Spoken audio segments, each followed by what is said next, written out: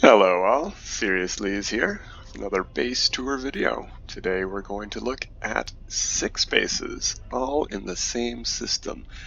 And that's why I've pulsed way out here so you can see them all in a row.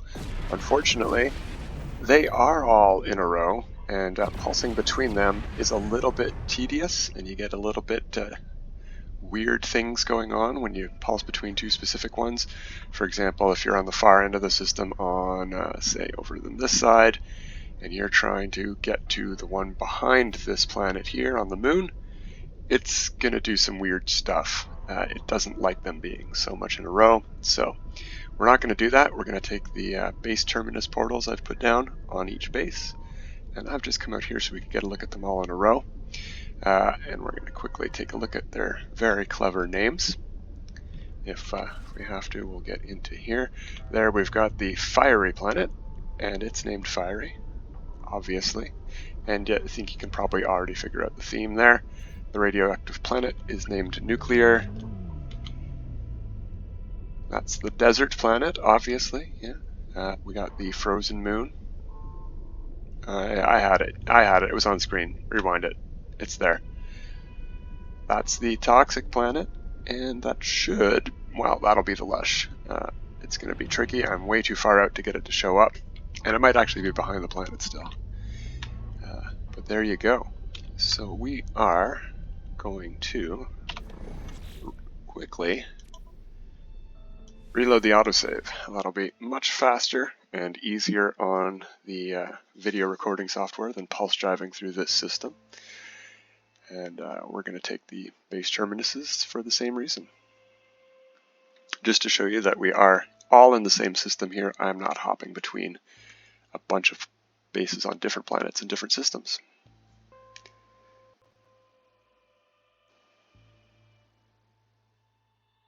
And this is a stasis device / fusion igniter farm system, and it is built in Permadeath.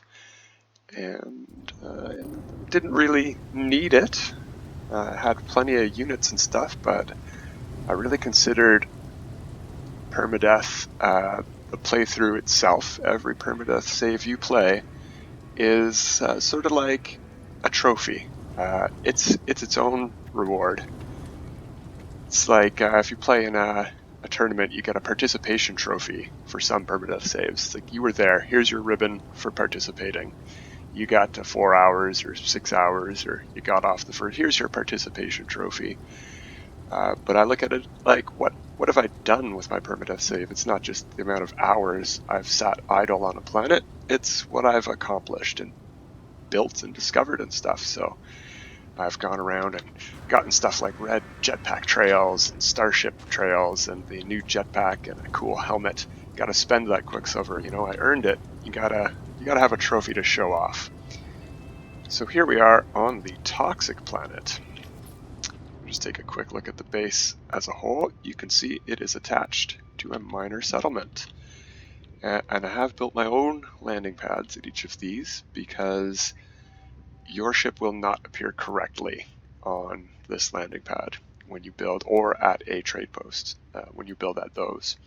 You are going to need your own landing pad if you want to be able to warp to this base and have your ship on a platform already. Sometimes your ship can appear halfway inside the minor settlement building, depending on where you've put your base computer. Mine's inside the minor settlement, and I would not recommend not having a landing pad at a base like this. This is a quick one, not much to see. As you can see, you are going to have to jetpack back up if you want to get to the landing pad. Can't put a ladder in there, unfortunately, or stairs without getting in the way of this door.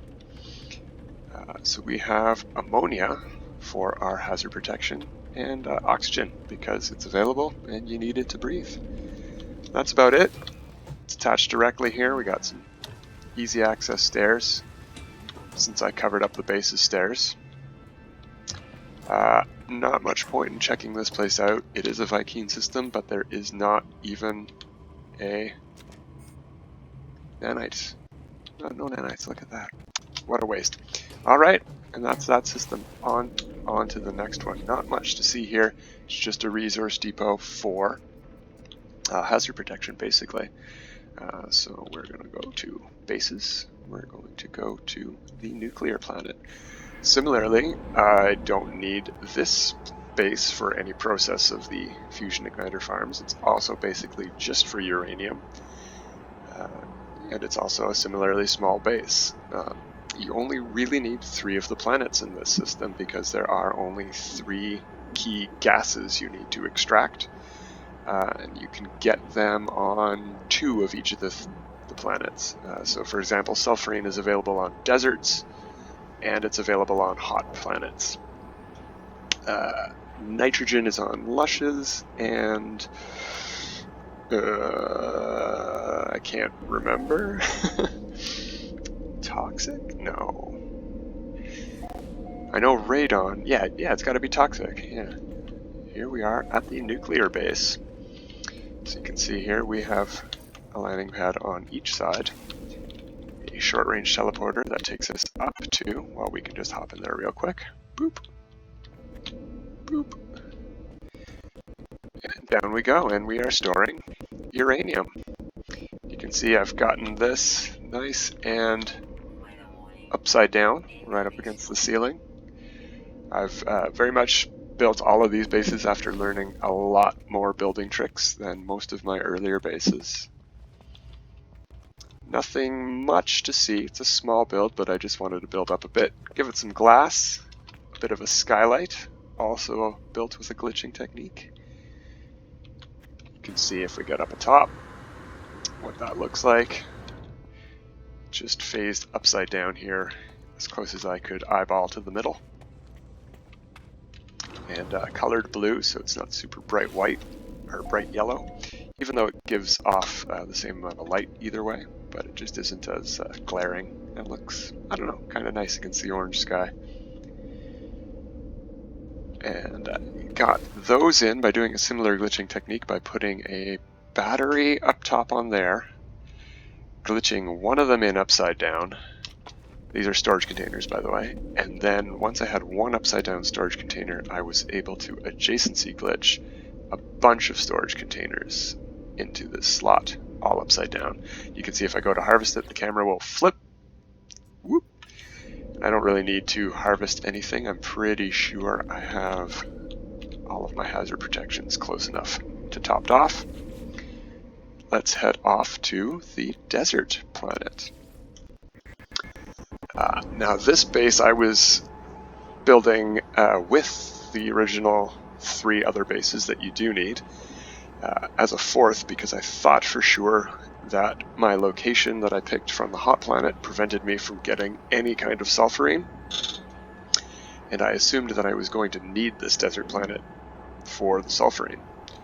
So at this planet I am gathering sulfurine and copper. It's not too useful to have copper, but you can turn it in bad quantities into chromatic metal, and you can use it in bad quantities to recharge portal glyphs if you need to use a portal. So it's okay to have a stockpile of copper somewhere, even though you're probably not going to need it often.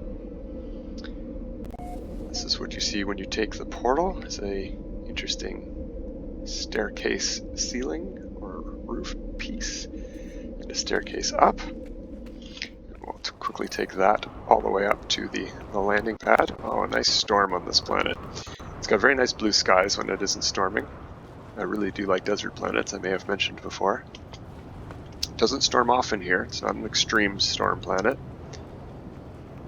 But the landing pad is, and the stairway is nicely supported. Got some struts and stuff and a guardrail going all the way down. That's the base proper. A bit hard to see in the storm. But I really like using the stair pieces as roof slats here because it feels really open. It gives a bit more natural light, especially since these windows don't have the polarized effect. You can see we're storing quite a bit of sulfurine and a little bit of copper. We don't really need that much. This is permadeath. You can't hold very many items in one slot. 500 of minerals in your starship. Let's see. Chromatic metal 500. Well, let's just move that into our... Oh, we can't. That's as much as we can hold in one slot. It's really limited. Your cargo slots can hold 500. Your freighter slots can hold 1,000. And I believe you can hold 2,000 in your storage containers that you place at a base or on your freighter. But that's the limits of what you can hold in Permadeath, so not much need to hold tens or 20,000 of any kind of resource whatsoever. Alright, so let's go and take a look at the 3 required bases to make these items, because they are the ones that are producing the gases. Except, of course, for the desert one we just visited. We don't need that one anymore. I could remove all that sulfurine, but since I've already set it up, why not have an extra stockpile of sulfurine?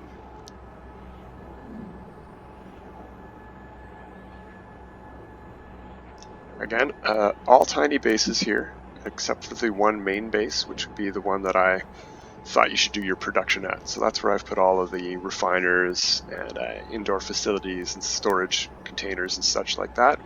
All the rest are basically just there for you to jump from one to the other, grab what you need from it, if anything, and then hop over to the final one and do all your assembly there.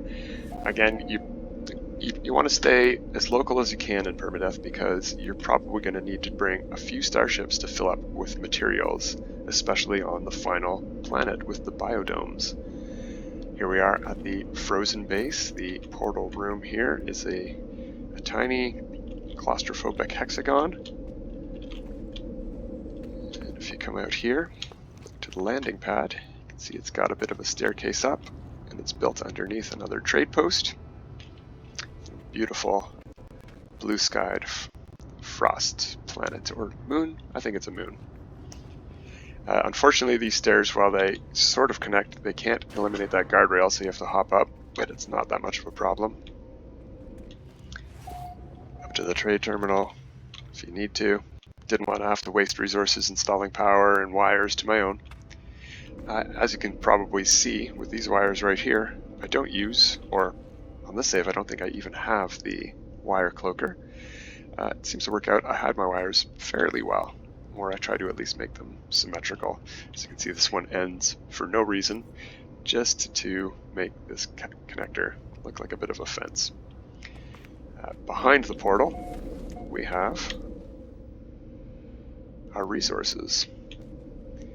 Dioxite and radon.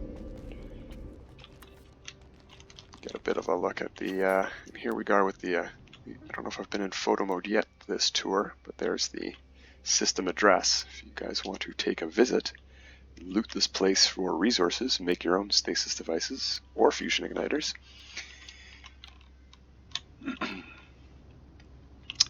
So I've put this one sort of underneath the main base. I may not have mentioned it, but I don't know if you can see here, it's a bit crooked. All of these trade posts feel a bit crooked, especially on moons. The Lush system, which we're about to go visit, is also crooked, and that's where I learned this lesson, to not attach, or to try not to attach your bases to trade outposts. It works better with minor settlements, even on moons. They're also a bit wonky, but you can't notice as much because they're much closer to the ground, I think. Alright, the Lush Planet. And as you can see, I've named them with, in the brackets there, in the parentheses, which resources they have available. So we've got a bunch at this Lush Planet.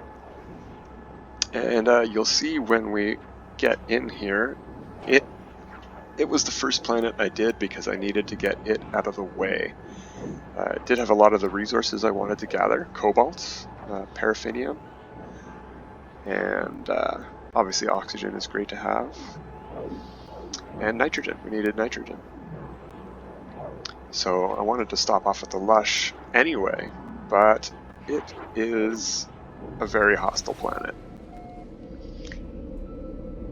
I don't know if it'll give us the full rundown when you get here. Yeah, you can see in the bottom left corner there, superheated rain and high security sentinels. And it is a moon. It's a very tiny planet. Alright, so when you come in by portal, you've got a staircase up here to the back of a trade post.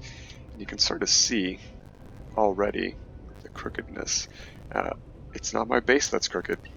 It is that trade post. Look at that black line. It's connected to my base over here.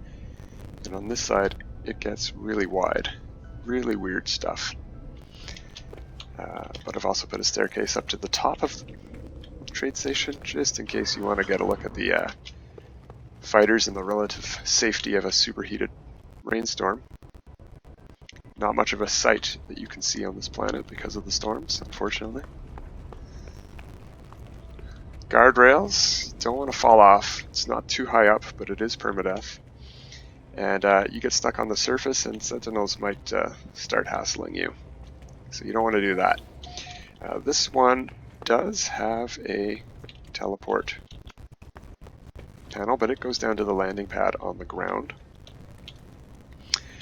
And as you can see on this side, it connects pretty much nicely right to that guardrail. And on the other side, it is a good, I'd say a good foot at least off of that guardrail.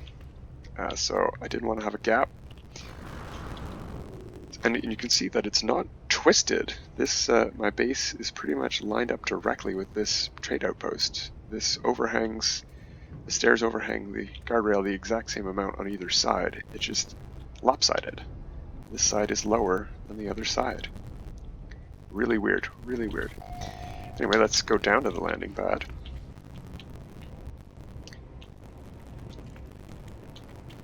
As you can see, it faces away from the trade post. You don't want to take off into it. We've got some nice concrete towers there holding everything up to where we came in.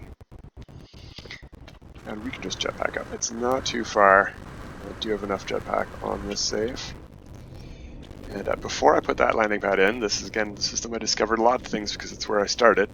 If you don't put it in, your ship will appear right here. Inside, with the roof and everything. You can take off, but it gets in the way of moving around quite a bit. So you can see we have cobalt, nitrogen, paraffinium, and oxygen in pretty good quantities for permadeath. You're not going to need any of these. Oh wow, the storm stopped. Let's take a quick peek around while we can. It's not too terrible of a planet otherwise. As you can see, I was mentioning before at the beginning, all of the bases are in a neat little row. And if you're trying to get to one that's behind a planet, it's really finicky on your pulse drive. It doesn't like doing it. Alright, so this was a required one for the nitrogen. We've seen the required one for the radon, and now we're going to go to the final base. And it's the fanciest one, I guess you could say. We got the phosphorus, we got the sulfurine, and we got the biodomes. Couldn't think of a one-letter abbreviation for biodomes. Didn't want to make something up, so I just wrote the whole word in the base because it fit. It's another benefit to having quotation marks clever planet names is and base names is that they're very short usually. Don't take up a lot of space.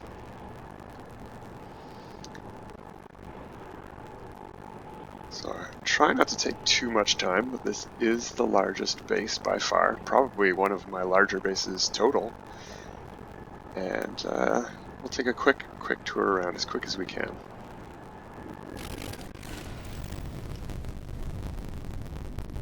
You can see right away we're going to have a lot to show.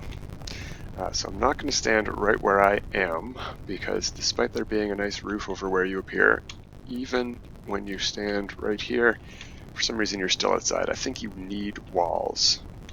And I'm not sure if this would count. There might be a sweet spot. But we can walk right into here and go into camera mode.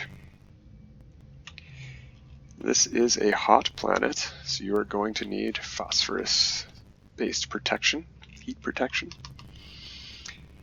This is what the base looks like from above. 2 landing pads in a circular pattern, and it is a 24-sided circle. It is actually a 48-sided circle of concrete floor panels. but you can only fit the domes nicely every second panel. And even still, you can see they do have a slight overlap, which is fine because it doesn't prevent planting the plants in them. So they all still fit.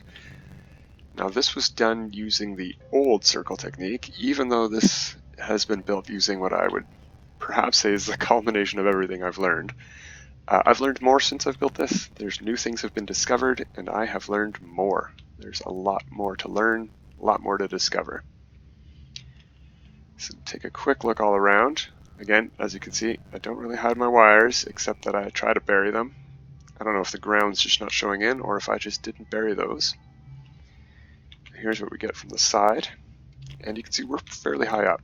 This is permadeath, so you want to be careful not to fall off the edge. But I saw a bunch of these pillars on this planet. You can see them in the distance there. And I was just drawn to it. And like I said earlier, I was really afraid that I wouldn't be able to stretch my stuff all the way to get the sulfurine. I found one. It was literally, I think, 1,020 units away from the base computer. We can take a quick look at that and see. I was convinced you couldn't extend your base past 1,000, but I just sneaked it in. I sneaked it in. Snucked? Alright, let's take a quick look around on foot. So I've got these short structures here at the end of each landing pad, just one glass panel above you. And we just left one that had the 2 glass panels. I couldn't really figure out a way to get 4 landing pads in here, but I've recently come to learn another technique of getting your landing pads in after the fact. You just need to leave a little bit of space, and then you can phase them in with a cool technique. And I might revisit that here, but I don't really need 4 landing pads, and I do want the space for the storage. I think two pads is enough. You might need more. There's a lot of plants to harvest here. None of these biodomes feature what's being called the infinity technique, where you can remove the doorway and plant as many plants as you want in one slot. There's more than enough plants here already, so we don't need to worry about doing any extra kind of glitching here, but I might do that in a future base. It's also got quite a bit of complexity. There's a lot of floor panels. I did use concrete instead of wood or metal, but there's still a lot of phased floor panels to get this flooring all in. And because I put the landing pads in basically not quite first, but early, and then phase everything in and around them, yeah, there's a lot of stuff on top of each other here, and a lot of biodomes and a lot of plants. I just don't want to risk it. I don't need it. It's permadeath. I've got more than I need here. No need to do any kind of crazy glitching beyond the double biodomes. You might think, how do you get the stuff up top? There's no way in. How do you harvest it? You can't even reach the base computer, the harvest all computer. Well, because they're phased, harvesting this bottom one, sorry if that was loud for people with headphones, I'm wearing them too, it harvests all the ones on the top as well, all in one go. So that's the trick with those. You can see I've put guardrails in. You can press up against the edge all you want. I'll just quickly use build camera to show you that you do not want to play around. Don't jetpack and jump. Try and fall. You can. If you try and fall, you'll be able to. But I wanted to make it as foolproof as possible. So let's go take a look at the production area, which is underneath. So you can see we're using stairs not only as a way down underneath, but also as a bit of a way of supporting the structure. Obviously there is a central connection hub here that's holding it all up, sort of, so to speak, which is where I used. You can probably take a gander. It's hard to get up here. I'm going to use the camera mode again. You can see the old technique here to get the circle done, just with wiring on top of a cylinder.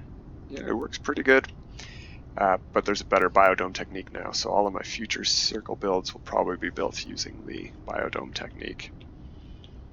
The lighting in here is real tricky. You can see it's nighttime, and we were having problems seeing just walking around.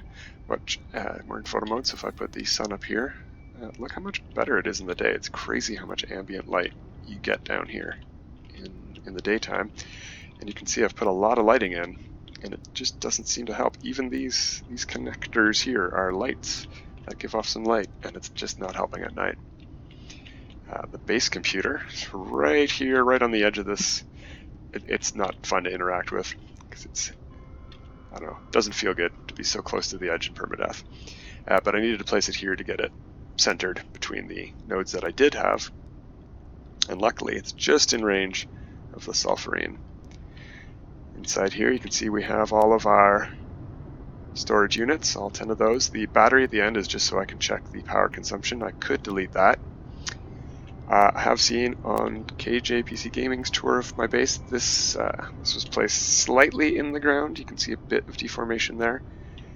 And this has regrown more than it has on mine. But you can still easily get around this corner to the large refiner and the carbon.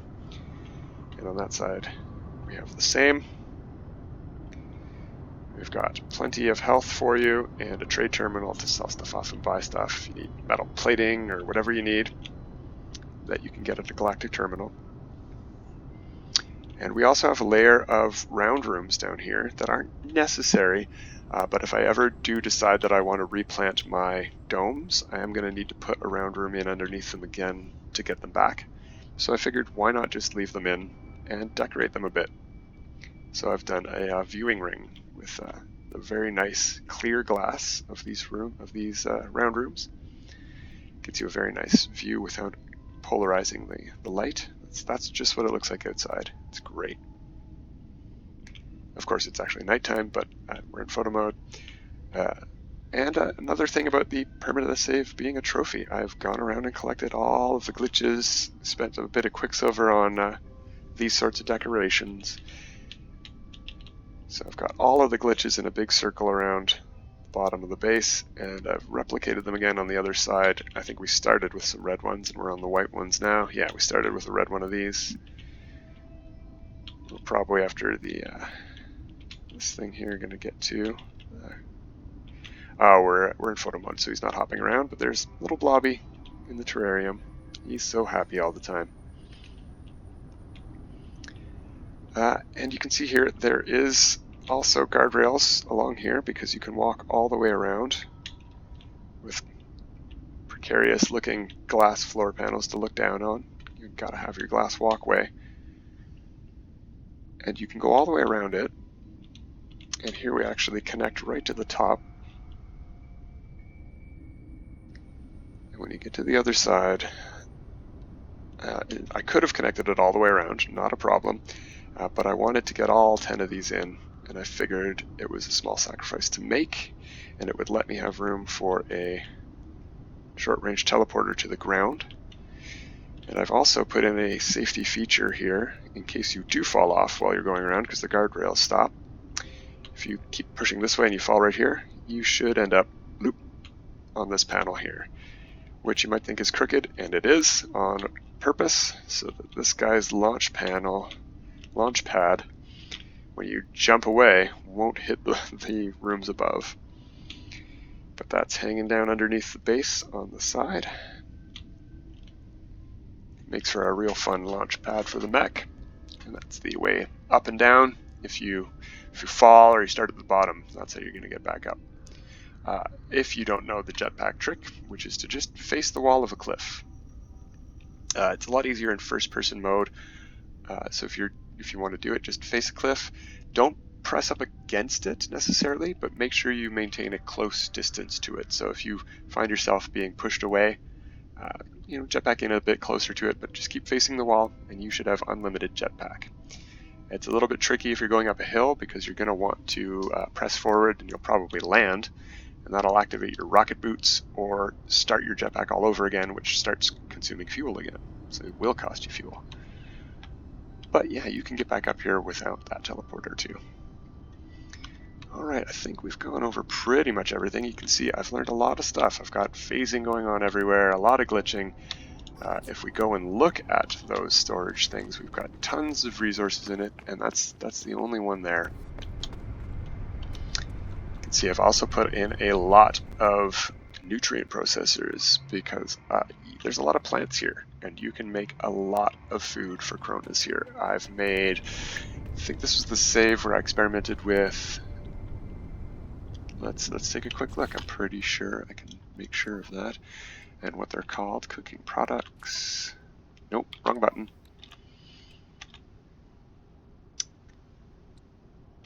Novelist Jam, that was for a weekend mission.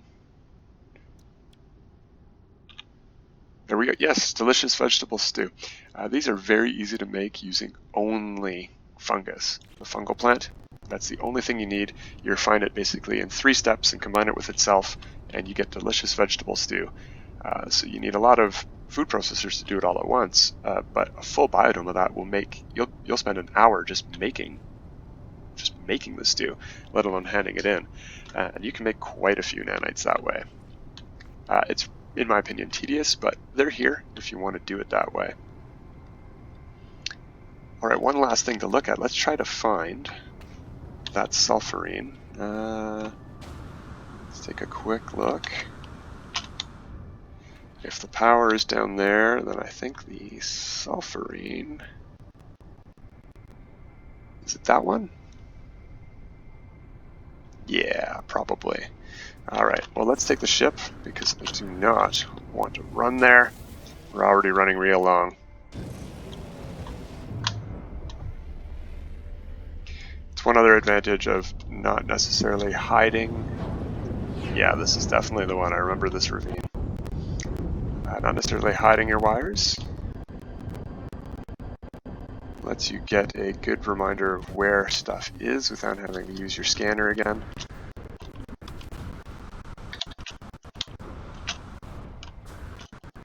Yeah, that's the green one. That's sulfurine, right? Gas extractor.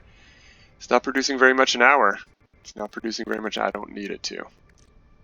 But yeah, that's sulfurine. And you can see we are 1,064 units from the base computer. And I was able to do that by being, I think, right here. Yeah, somewhere around here was the final space I could place it, and I was able to use the build camera to actually build close enough to get pretty much directly on the hotspot. I was fascinated by that. That's amazing that we can get that going on. Oh, quiet, suit lady. I've got plenty of phosphorus for you. We're making it at this base. Let's take another quick peek in the daytime. So you can see that little pillar's on a bit of an angle. So one side is held up by the stairs, the other side is connected directly to the ground. Look at that, you can see it from space. It's great, you can see it through the clouds. When you're coming in, it's a real cool base. And I'm pretty happy with it. So not sure which one we're going to tour next. Probably won't be as impressive as this, but we'll try to step it up a notch. I have a hotel that's unfurnished that we could tour, so we might look at that one next. Until then, everyone, have a good time. Bye.